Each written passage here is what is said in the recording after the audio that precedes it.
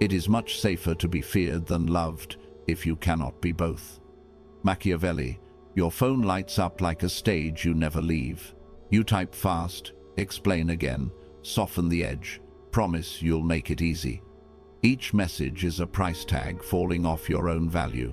The more you chase, the more the ground moves under your feet. You are not becoming clearer, you are becoming cheaper. Silence used to mean you were busy. Now it only means you are waiting. You flood your calendar, you answer in minutes, you apologize for delays that were never a crime. Watch what happens. Requests multiply while your value shrinks. The room reads your eagerness like a discount sign. People do not rush to meet your standards. They wait to see how low you'll go. Here is the painful truth. People are not weighing your intentions. They are measuring your effect. Respect tracks risk. Influence follows leverage. Those who can change outcomes sit quietly while the room rearranges itself around them. Those who plead spin circles, then wonder why no one stops the spinning. You can be warm, generous, and kind, but if nothing happens when people cross your lines, your warmth reads as weather, not climate. It passes. It cannot be navigated by. In a world of signals, you are always broadcasting a price. The cheaper you sound, the more noise you invite. Machiavelli's law of respect is cold and correct. In human affairs, appearances, incentives, and credible penalties govern conduct more than sincerity. People move toward rewards, away from costs, and through the doors that look unlocked. If your face says yes and your rules say maybe, the world will hear yes. If your time seems free, it will be spent for you. If your boundaries are written in pencil, hands will smudge them without noticing. What you permit becomes policy. What you enforce becomes culture. Respect is not a feeling others hold for you. It is a pattern their behavior learns around you. Do not confuse cruelty with consequence. The point is not to wound. The point is to make reality visible. A late payment meets a fee. A missed deadline meets a reset of terms. A broken promise meets reduced access. You do not raise your voice. You raise the cost of disorder. You do not chase clarity. You publish it. Post the rules where everyone can see them. Response windows, meeting lengths, windows of availability, lines that do not move. Then keep them. One broken rule kept is worth 50 perfect speeches. Reputation does the heavy lifting when your enforcement is consistent. Approval is sweet like candy, and just as weak. You swallow it, you crash, you beg for more. Respect is protein, plain, sometimes dry, but it builds structure. When you sell for smiles, you teach others to pay in smiles. When you price with standards, you teach others to pay in effort. That is the conversion you need. Not love without weight, but regard with gravity. Not charm that dissolves under pressure, but credibility that hardens when tested. You are not here to be easy, you are here to be real. Set the stakes now. If you continue to chase approval, you will train people to ignore your standards. They will walk the path you cleared for them with your explanations and apologies, and they will never know you bled to pave it. Your calendar will belong to anyone who can send a message. Your work will serve anyone who can frown.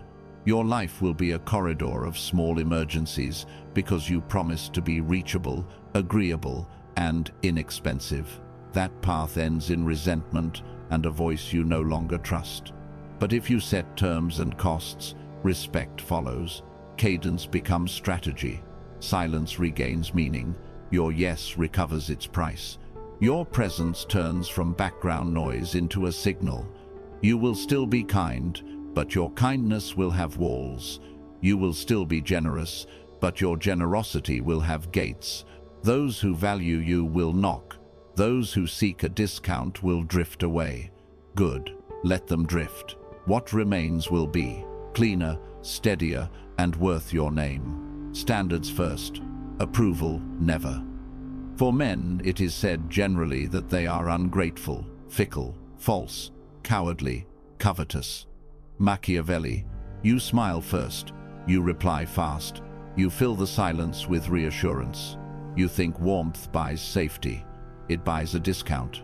The more you soothe, the cheaper you sound. In markets, a slashed price pulls crowds.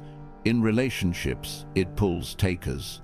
Approval without limits reads like a clearance sale.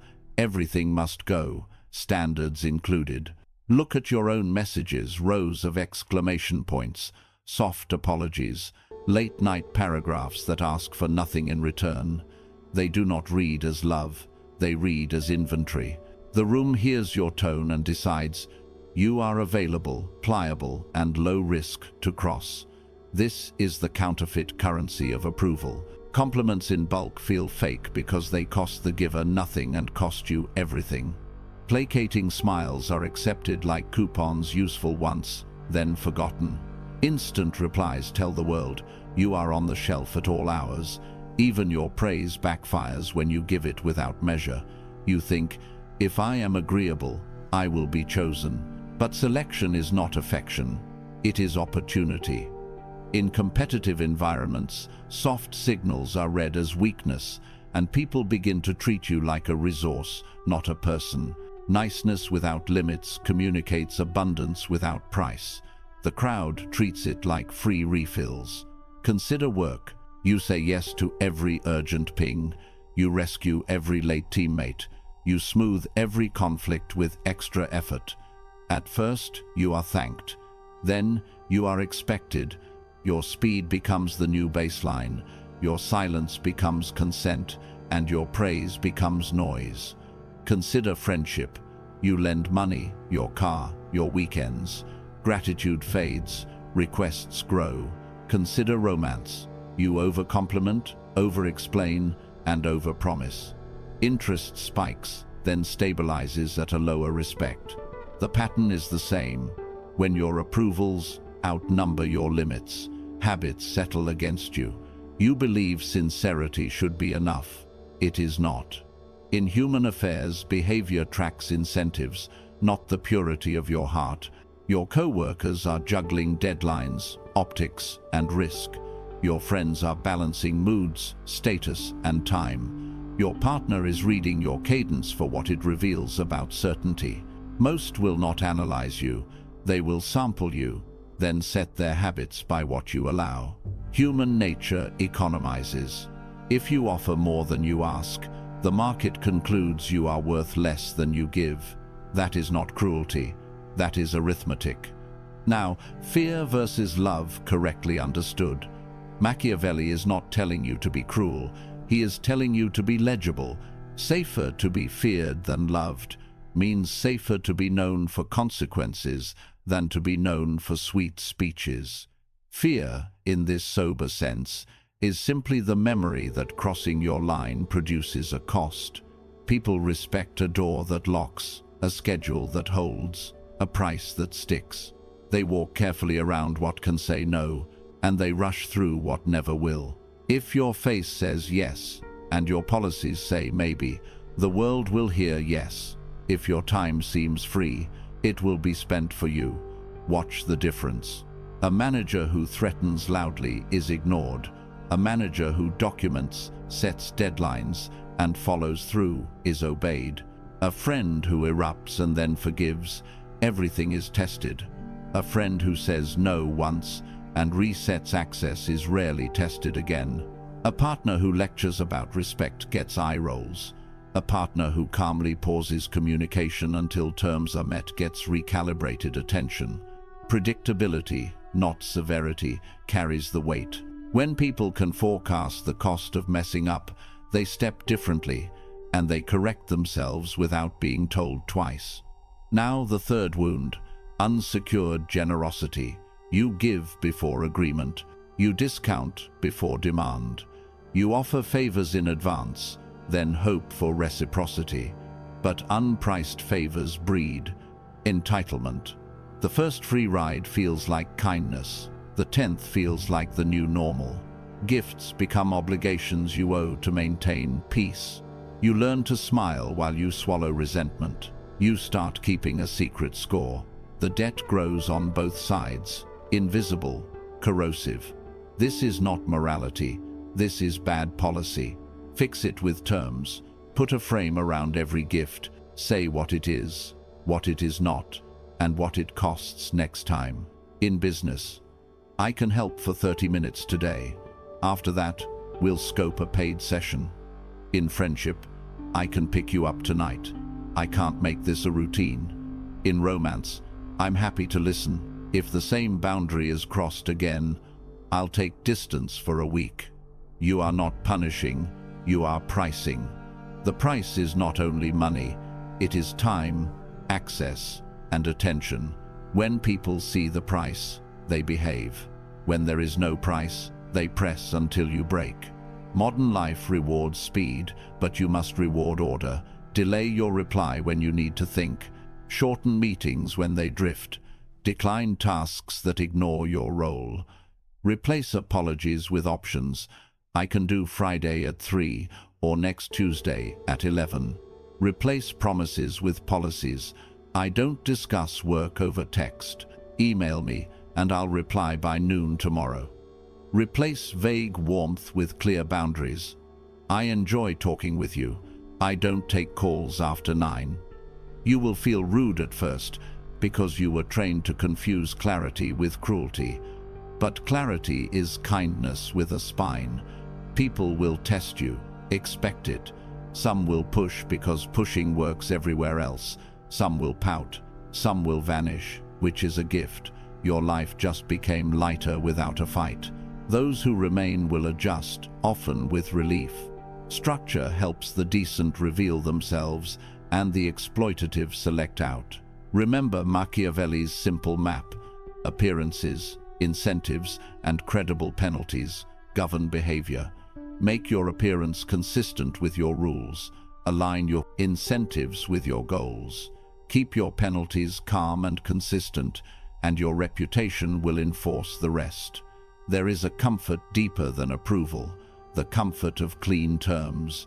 People know where they stand. You know what you will do. Respect grows in that clarity, like a building rises from a solid foundation, slow, straight, and able to bear weight. Let others chase being liked. You will choose to be trusted. Trust, in the end, is love with a backbone. Price your kindness and keep your word. The wound speaks before you do. It shapes your tone, trims your sentences, and trades away your power while you smile. You think you are negotiating with the world. In truth, an old fear is negotiating with you. It wants safety at any price. It pays with your time, your standards, and your self-respect, then calls the loss kindness. You call it being a good person. The world calls it a discount. You learned the script early. A door slammed and silence followed. A parent loved on a schedule. A teacher praised you only when you performed a trick. Your body memorized the lesson. Love is conditional, so earn it fast. Bring better grades, faster answers, extra work. Laugh at jokes that cut you. Clean messes you did not make. Apologize first, even when you were the one who bled. Children do not rationalize, they adapt. You adapted into appeasement, and the habit hardened into adulthood. Now the habit runs your deals. A boss delays feedback, and you volunteer overtime to win a smile. A friend arrives late, and you say it is fine while paying the bill. A partner grows distant, and you respond with longer messages, softer tone, and an open calendar. You think you are improving the relationship. You are lowering the price. Machiavelli would warn you. People are moved by advantage, and they test what is soft.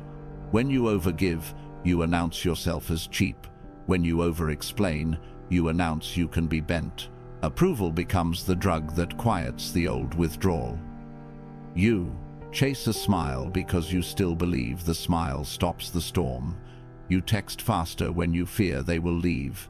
You give more when you sense they are bored. You drop your price the moment you smell indifference. It feels strategic. It is the wound spending your capital. Your nervous system calls it survival. Your results call it surrender. Respect does not follow pity, it follows cost. Self-betrayal becomes your quiet strategy. You accept bad deals to avoid the discomfort of saying no. You keep people who cost you more than they bring because you fear vacancy more than disrespect. You nod through meetings that waste your hours because the room will like you better. You call it patience. It is fear of conflict. You trade long-term leverage for short-term calm, then wake resentful and mask it with another smile. This is not moral nobility. This is policy failure. The province of your life is poorly governed because the governor won't enforce the law. Study the pattern. A request arrives, your body tightens. You know the right answer is no, or at least not at this price. Instead, you say yes with conditions you never state, and you hope they will guess your limits. They do not. They press, you yield, a small piece of you breaks. Afterward you call yourself weak, then promise to be stronger next time. Next time looks the same, because nothing in your policy changed. You tried to replace enforcement with explanation. People hear explanations as invitations. You justify the sacrifice with the mask of the good person. Good people keep the peace. Good people are generous. Good people forgive. But goodness without strength invites disorder. Machiavelli writes for humans in hard terrain, and in hard terrain, order is mercy. When you refuse to enforce your standards, you force others to navigate fog. They bump into you, bruise you, and then assume you prefer it because you said nothing. The moral story you tell about your kindness protects your cowardice from view. You are not protecting them from harm, you are protecting yourself from discomfort. You fear being called harsh, so you choose to be endlessly hurt. You fear being seen as selfish, so you volunteer your bandwidth to anyone with a frown. You fear being alone, so you keep the wrong ones close and call it loyalty. If you want to know your real beliefs, watch what you allow twice. A second trespass is your true policy, a third is your culture. The wound makes these choices for you while you keep the halo polished. There is another engine under the chase, revenge against old invisibility. You want to be seen so badly you will accept counterfeit seeing. Likes, compliments, and constant contact feel like sunlight, but they are fluorescent, the kind that hums and tires the eyes. Real regard is quieter. It shows up on time, keeps its word, and respects your cost.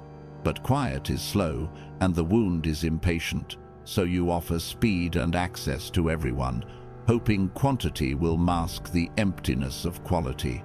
Your calendar fills, your value matters, you are surrounded and unfed. What would a prince do with such a province? He would fortify the walls, publish the laws, and train the garrison before inviting merchants to trade. Translate this to your life. You fortify by feeling the first flinch and doing the opposite. When panic says, explain more, you say less. When panic says, answer now, you wait. When panic says, offer extra, you set a price. You publish laws by writing your policies, response windows, meeting lengths, what earns access and what reduces it. You train the garrison by practicing small no's until the word carries no panic in your throat. Expect resistance from others and from the wound. The world will protest because your old price was convenient. The wound will protest because your old price felt safe. Hold course. Calmly repeat your terms like tides repeat the shore. People who can benefit you will adapt. Opportunists will drift away. Parasites will detach when they cannot feed. You will grieve the noise you lose, but in the cleared silence you will hear something new. Your own standards, steady as a drum in the distance. March to that. Guard against the temptation of moral superiority. When you finally say no, you may want to punish. Resist. Penalties must be predictable, not theatrical. Reduce access, not dignity. Raise the price, not your voice. End meetings on time without a speech.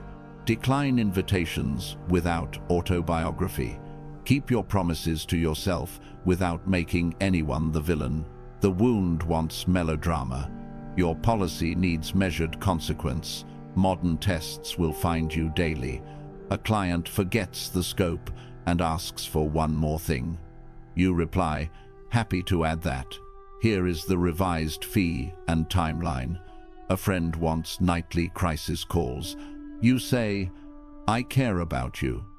I am available for 20 minutes on weekends, or we can find a therapist together." A partner ignores a boundary twice. You pause the conversation for 48 hours, then reset terms in 1 page, not 10. Notice the posture. No apology for your needs, no hostility toward theirs, only terms you will keep. In the mirror you will see the hardest truth. You were not abandoned by everyone, you abandoned yourself first. You did it to survive a house that scared you, a school that misread you, a love that toyed with you. Survival was not a mistake. Keeping the same tactic in a different war is: close the old campaign, write a new doctrine. Not a wish, a doctrine. Here is what I do. Here is what I do not. Here is what it costs to ignore it. Then live it so consistently that people learn you by heart. The wound will not vanish. It will go quiet in the presence of order. Give it that gift. Let your life become a city with gates, schedules, and clear roads. Let respect be the air the city breathes, not the anthem it sings. You cannot control who loves you. You can control how your walls stand, how your prices hold, and how your time is spent. That is power. It looks calm. Choose order over longing every time. Men in general judge more by the eye than by the hand, for everyone can see and few can feel. Machiavelli, you did everything right.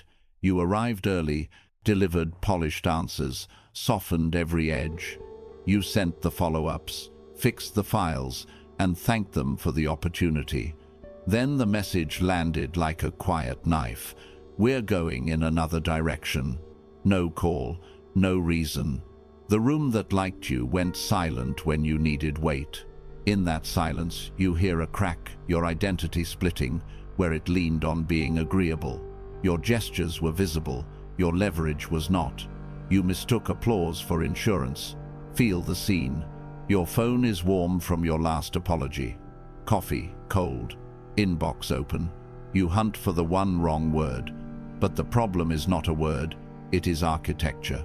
You trained them to read you as free, flexible, and grateful. You were always available, so they assumed you always would be. Your long messages meant sincerity to you and low cost to them. When a harder voice appeared with shorter terms and clearer penalties, the room pivoted toward gravity. It is not personal, it is a policy. This is the moment respect breaks. Not with shouting, but with reallocation. Hours you cleared are quietly filled by someone else. Messages you answered instantly are left unread. The door you held is closed from the inside. And because you never posted a consequence, you have nothing to enforce. Your mind runs the replay. Late nights, extra drafts, weekends traded for goodwill. You realize you were not paid in regard, you were paid in requests. Approval was the currency. Exhaustion was the receipt. Now, the helplessness loop begins. Without credible penalties, you only have explanations. So you write them. Paragraphs that recount your effort. Screenshots that prove you tried. Exclamation points to sand down the edge. You ask for in reconsideration, then for a meeting, then for feedback to improve. Each message lowers your price. You hope for a halfway point, but there is no halfway point when the policy is no cost to ignore. You refresh your inbox to measure your worth. Minutes widen into hours. Your mood leases itself to strangers. Be clinical. When there is no cost for disrespect, disrespect is efficient. People are not villains, they are busy. They do not calculate your heart, they calculate their path. If stepping over your boundary speeds their plan, they will step, not because they hate you, but because your ground looks level. If silence after a broken promise carries no price, silence becomes procedure. If you forgive the second delay without altering terms, a third is not an exception, it is protocol. You did not teach malice, you taught convenience. The loop poisons from within, self-doubt swells. You begin to believe your value lives outside you, inside their replies, their tone, their calendar. You check your phone to check yourself. You perform for an invisible tribunal, rehearsing sentences that will finally make them understand. But understanding was never the missing piece. Incentives were. You tried to govern with speeches. You needed a law. Then anger arrives. Not the clean guard at the wall, but the wildfire in the streets. You want to lash out, to paste receipts across every door. You imagine sharp posts, dramatic exits, public reckonings. Ask one question: what is the aim? Drama without policy is entertainment for your enemies. Noise starves your credibility. Quiet penalties change behaviour. Loud eruptions only change your reputation. Turn the heat into a forge. Convert fury into structure. Map the points of collapse and assign rules. You collapsed when they were late and you waited. New rule: 15 minutes late cancels the meeting and triggers a reschedule link. You collapsed when scope expanded without pay. New rule: every new request receives a priced change order before work resumes. You collapsed when a boundary in romance was crossed and you argued instead of acting. New rule: repeated violation pauses contact for 48 hours, no speech attached. You collapsed when a friend treated your time like overflow storage. New rule: favors are scheduled, capped, and never repeated by default. Notice what happens in your body when rules exist. Breath events, sentences shortened, choice returns. You stop fishing for fairness and start engineering it. This is not cruelty, it is governance. A city with walls is not unkind, it is livable. Your life is a small state. Govern it. Burnout is the tax for living in the loop. You once had energy for craft, now you spend it on damage control. You say yes to restore harmony, then sprint to meet the impossible, then apologize again to patch frayed edges. Sleep becomes negotiation, food becomes errands, friends become witnesses to your exhaustion. You begin to resent the work you loved because it no longer serves your purpose. It serves your fear of being replaced. The cure is not a getaway. The cure is the end of appeasement and the start of enforcement. Rehearse the new posture in small scenes. A client writes at midnight with a demand. You reply at 9 with options and prices. A colleague drops their task on your lap as a favor. You answer, I don't have capacity. Here's a template and a timeline if we reprioritize.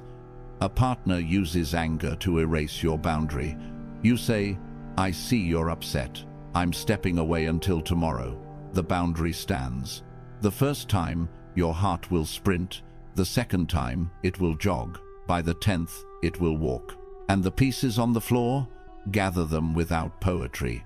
Pick up competence, the piece that knew your work was good. Pick up integrity, the piece that kept promises when others did not. Pick up restraint, the piece that refused to turn pain into spectacle. Leave behind the piece that made your worth the audience's project. Leave behind the piece that traded standards for chances. Leave behind the piece that called itself nice to avoid being necessary. Understand the last mechanism of collapse: isolation.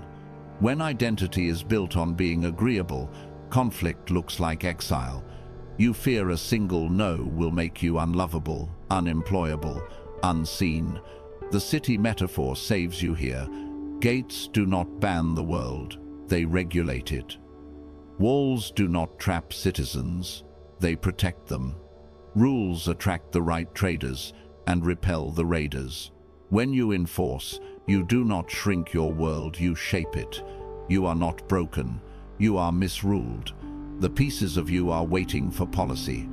Stand them upright with terms, give them jobs, and let reputation become the quiet guard at every door. The next time the room goes silent, it will not be because you vanished.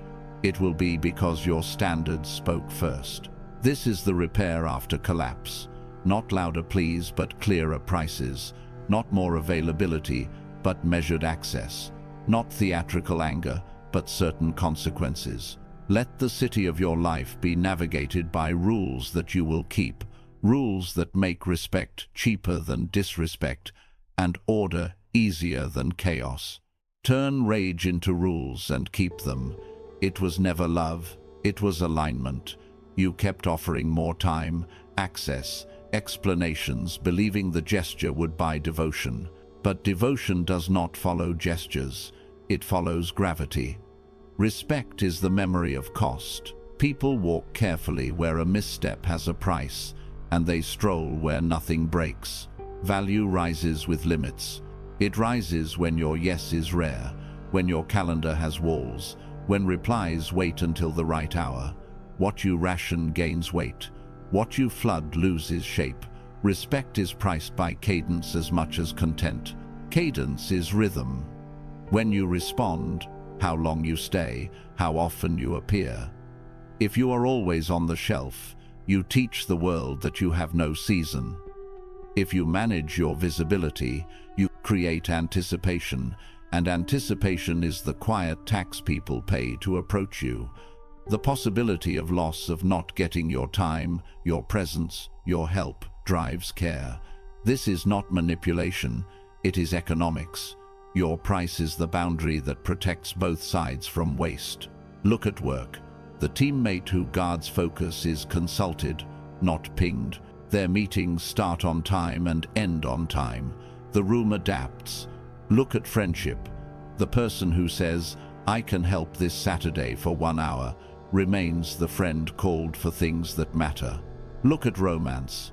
The partner who enjoys warmth but keeps standards, no late-night chaos, no contempt, no serial cancellations, becomes the partner whose trust is most guarded. The pattern repeats.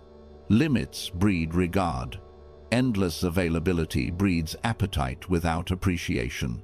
Authority, properly understood, is service. It is not a throne, it is administration. A leader's first duty is order, making sure the machine runs and people are not harmed by confusion. Boundaries are fences that keep the crops from being trampled. They protect the harvest you will share. When you hold a line, you are not denying love. You are defending conditions that allow love to breathe. Power is the burden of keeping the field clean so that generosity feeds rather than spoils. This is why enforcement is moral. You are not punishing, you are forecasting. Predictable penalties tell people how to succeed with you.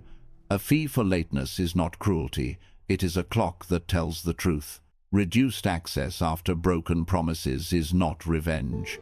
It is the natural correction that keeps patterns from rotting the structure. Severity is the tool of rulers who lost their nerve earlier. Certainty belongs to rulers who planned ahead.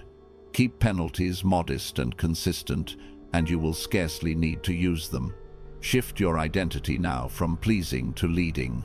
Pleasantly asks, "Do you like me?" The presenter asks, "Can you depend on me?" Pleasing performs for approval. Leading performs for outcome. Pleasing is surprised by disrespect. Leading designs so that disrespect is inefficient. The trusted and the predictable are not the loudest. They are the clearest. People organize around them because the terms never change without notice. Calmness gathers around such a person like clean air gathering around a mountain. You do not have to demand respect. You become the kind of terrain where respect breathes. Rewrite your daily practice in the language of policy. Replace apologies with choices. I can do Friday at 3 or Tuesday at 11. Replace bargaining with scope. That's outside the current agreement. Here's a priced add-on. Replace worry with cadence. I don't answer work messages after 7. I'll reply by noon tomorrow. Replace lectures with locks. If a boundary is crossed twice, pause access without a speech. You are teaching the world how to keep you by making your rules easy to follow and impossible to ignore. Reputation will do the heavy lifting once your behavior stabilizes.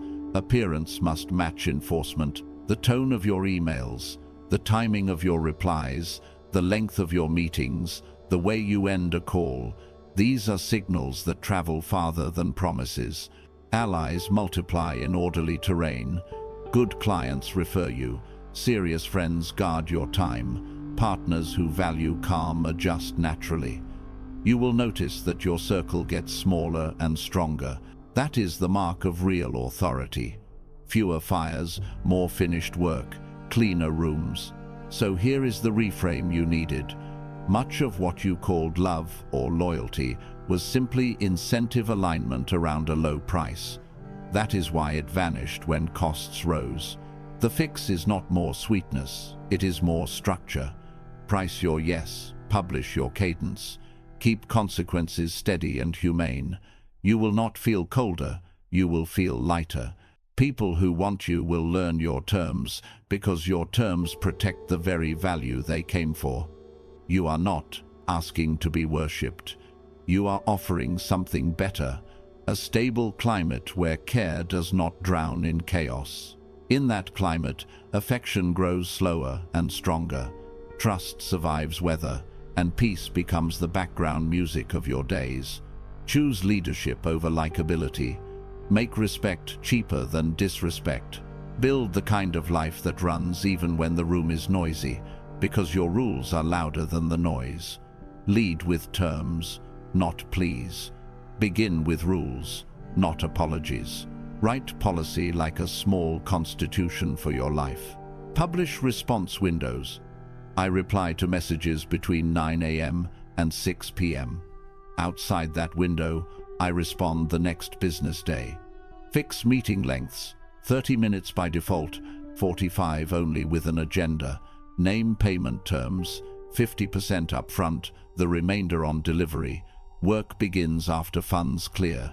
Define escalation steps, one reminder at 24 hours, a second at 72, then the file is paused. You are not pleading for respect. You are drafting the laws that make respect obvious. Policy dissolves drama. It turns every please into a procedure and every maybe into a map. Keep the laws plain and short. Post them where people must pass: email, signature, pinned message, onboarding sheet, a single page you can send in seconds. When someone pushes for an exception, remember the state you govern. Exceptions multiply until the law is a rumor. Your steadiness is a service. It saves everyone from guessing. When you speak, be concrete. Replace as soon as possible with a time, soon with a date, we'll see, with two options. Precision makes you legible. Legibility commands care. Now attach credible penalties. Severity is the theater of the weak. Certainty is the tool of the strong. If an invoice is late, access is reduced until payment arrives. If a meeting starts 10 minutes late without notice, it ends on time anyway. If scope expands, price expands before work resumes. If a personal boundary is crossed twice, communication pauses for 48 hours. You do not moralize, you operationalize. People adjust to what becomes expensive. They repeat what stays free. Proportionality keeps you trusted. Scale the cost to the breach. A first miss gets a reminder and a reset. A second miss tightens access. A third moves the relationship to a higher tier of price or ends it. Calm, consistent, and brief. This is how deterrence works without creating enemies. You are not staging a spectacle. You are protecting the order that lets work and love breathe. When penalties are certain and modest, they happen rarely, because reputation does the work for you. Practice strategic scarcity. You are not available. You are scheduled. Cadence is the rhythm that tells people how to step. Set office hours for contact. Batch replies at fixed times. Guard 2 deep, silent blocks in your day where no one can reach you. Let your calendar show fewer open slots than you possess. Reserve capacity for the unexpected. Limit social exposure to the rooms that honor your standards. You are not hiding, you are concentrating. Scarcity is the shadow that gives your presence shape. When appearances are constant, attention dulls. When appearances are designed, attention sharpens. Control visibility like a stage manager. Reveal wins after they are secured, not while they are fragile. Share plans in outlines, not in raw brainstorms.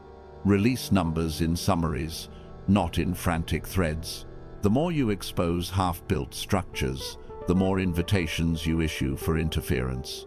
Keep your drafts in the workshop. Unveil only what you will stand behind. Your silence becomes a signal. This person speaks when it matters, and when they speak, things move. Craft signals that travel farther than your physical presence. Posture. Sit upright, breathe slow, leave margins in your speech. Timing. Arrive on the minute and end on the minute. Others will tune to your clock. Language. Short sentences, precise verbs, one promise at a time. Follow through. If you say, "I will send it by noon," send it at 11:55. If you must miss, acknowledge before the deadline and set a new one once. Any gap between signal and behavior weakens the regime. Any alignment between the two makes your name a policy in other people's minds. Design your environment to be your co-enforcer. Use contracts that state deliverables and change orders. Choose platforms that record timestamps, version history, and approvals.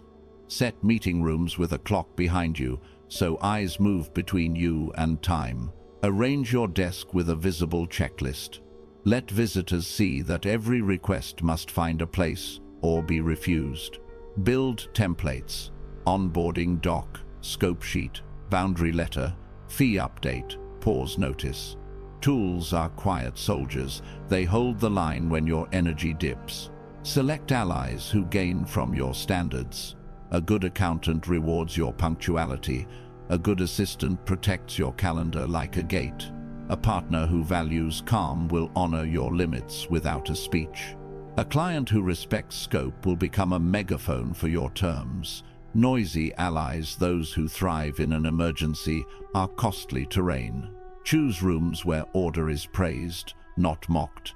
Leave the arenas that treat chaos as charisma.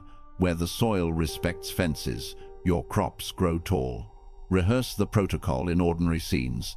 A client texts at midnight. "Can you look now?" Your reply at 9. I review new requests at 11 and 4.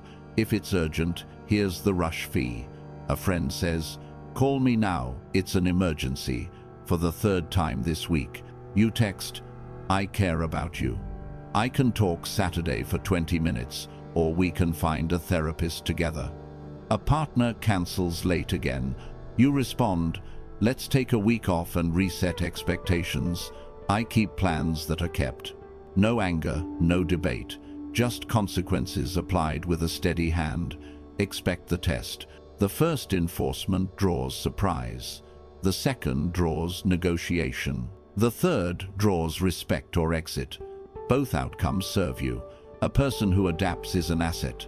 A person who leaves is a solved problem. Keep records, not grudges. Update your policy when a pattern reveals a hole. Grow more predictable, not more rigid. Adjust like a river that deepens its bed and speeds its flow. Your shadow, once the source of panic, becomes a counselor. It whispers where you used to flinch. It reminds you that pleading was camouflage for fear. You meet it with numbers, schedules, and locks that click without noise. The stage clears, work finishes, love steadies. Peace is not an accident. It is engineered with incentives, consequences, and signals that agree with your spine. Make your rules visible and your consequences certain. The noise fades when the rules hold. Morning feels different. You wake without rushing to catch up to other people's moods. Your calendar looks like a clean map instead of a battlefield. Blocks of focus, short meetings that end on time, space for deep work and real rest. Messages arrive but do not command. You answer within your window, then put the phone face down as if returning a sword to its sheath. People who value your time respect the cadence you've set. Those who prefer chaos drift toward places that welcome it. The doors of your day now have hinges that close softly and locks that click. The house is quieter, fewer fires, fewer apologies, fewer promises you never meant to make. You stop rehearsing speeches on the drive home and listen to the road.